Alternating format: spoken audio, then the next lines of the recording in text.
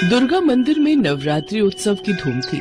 मंदिर में दर्शनों के लिए भक्तों की भीड़ लगी थी। मंदिर के पुजारी जी भक्तों के समक्ष माँ दुर्गा के 9 रूपों का वर्णन कर रहे थे। देवी दुर्गा जो शक्ति का प्रतीक है, ममतामयी माँ है। उन्हीं माँ आदि शक्ति देवी दुर्गा के नवरात्रि व्रत और पूजा बहुत ही फलदायी है। नवरात्रि के दिनों में माँ दुर्गा के नाम का जाप करने और माँ दुर्गा के 9 रूपों की पूजा करने से मनुष्य के सारे पाप धुल जाते हैं, साथ ही जीवन के सारे दुख दूर हो जाते हैं। माँ दुर्गा के नवरात्रि व्रत रखकर और उनकी पूजा करके मनुष्य जो भी मनोवांछित इच्छा रखकर अपनी झोली फैलाता है, माँ दुर्गा उसकी झोली में खुशियां भर देती हैं। कहते हैं माँ के द्वार से कोई भी भक्त खाली झोली वापस नहीं आता। माँ दुर्गा अपने भक्तों की पुकार अवश्य सुनती हैं। दुष्टों का संहार करने तथा भक्तों का उद्धार करने के लिए माँ दुर्गा ने 9 रूप धारण किए। माँ दुर्गा का प्रथम रूप है देवी शैलपुत्री। नवरात्रि के पहले दिन माँ शैलपुत्री की पूजा की जाती है। शैलपुत्री माता सती को कहा जाता है, जो माता का पहला अवतार था। सती राजा दक्ष की कन्या थी। राजा दक्ष द्वारा महादेव के अपमान के कारण माता सती ने पिता द्वारा किए गए यज्ञ की अग्नि में कूदकर खुद को भस्म कर लिया था। फिर अगले जन्म में पर्वतराज हिमालय की पुत्री के रूप में जन्म लिया और शैलपुत्री के नाम से जानी गई। बोलो माँ शैलपुत्री की जय। नवरात्रि के दूसरे दिन माँ ब्रह्मचारिणी की पूजा होती है।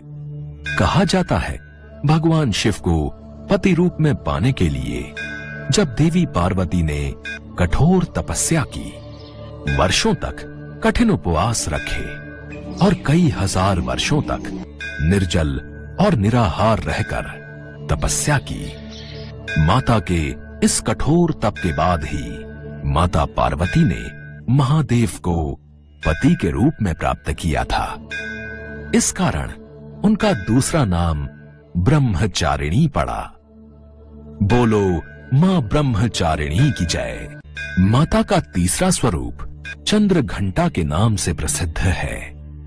नवरात्रि के तीसरे दिन मां चंद्र घंटा की पूजा की जाती है।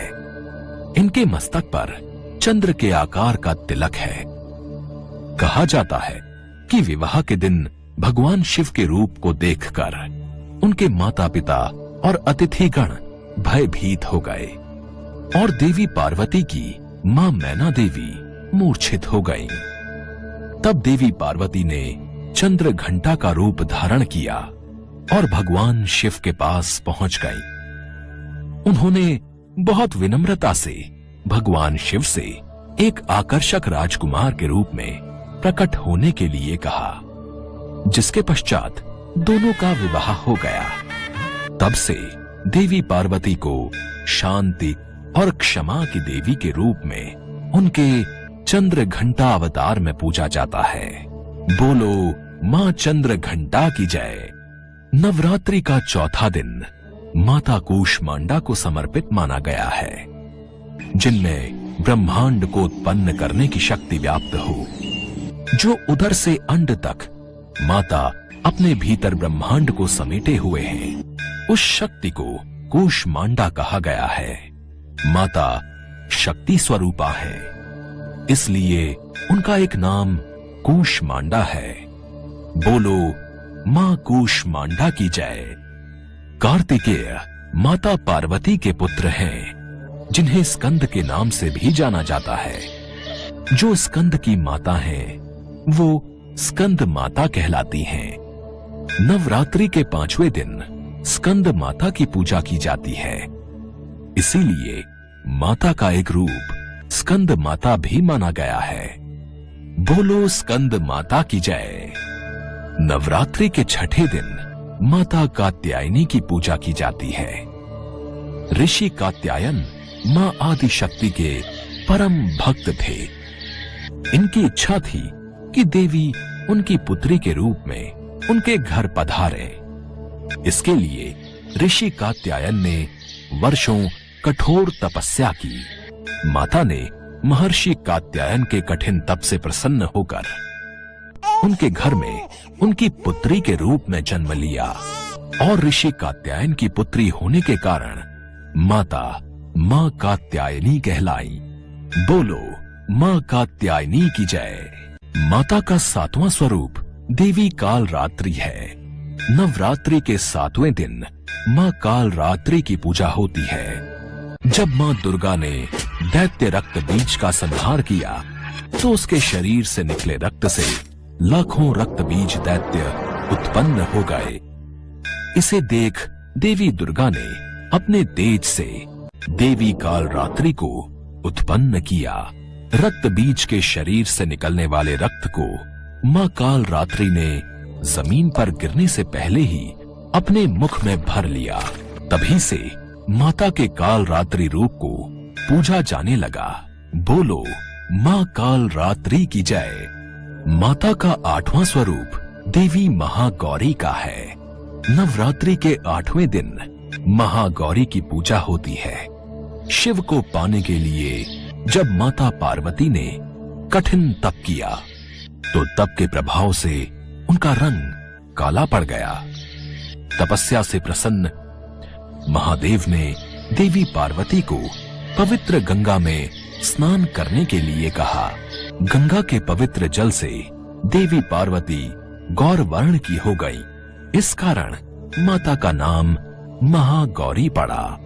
बोलो मां महागौरी की जय। नवरात्रि के 9वें दिन मां सिद्धिदात्री की पूजा होती है। मां दुर्गा का आखिरी स्वरूप मां सिद्धिदात्री है। ये मां दुर्गा की 9वीं शक्ति है। पुराणों के अनुसार भगवान भोलेनाथ ने भी सिद्धिदात्री की कृपा से ही समस्त सिद्धियों को प्राप्त किया था। इसी कारण वे जगत में अर्धनारीश्वर नाम से प्रसिद्ध हुए। मां सिद्धिदात्री की उपासना करने से भक्तों की सभी इच्छाएं पूर्ण होती हैं।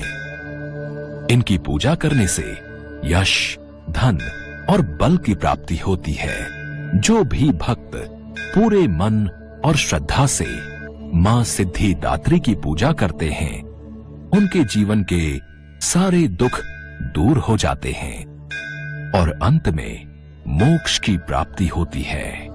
बोलो मां सिद्धिदात्री की जय। भक्तों, आप सभी मां दुर्गा के 9 रूपों की पूजा करो। दुखियों की सहायता करो, गरीबों को दान पुण्य करो, सदैव सत्कर्म करो, कभी भी किसी से ईर्ष्या मत रखो, सदैव प्रेम से रहो और अच्छाई के मार्ग पर चलो, तो आप सब भक्तों को मां का आशीर्वाद अवश्य प्राप्त होगा। जय मां दुर्गा।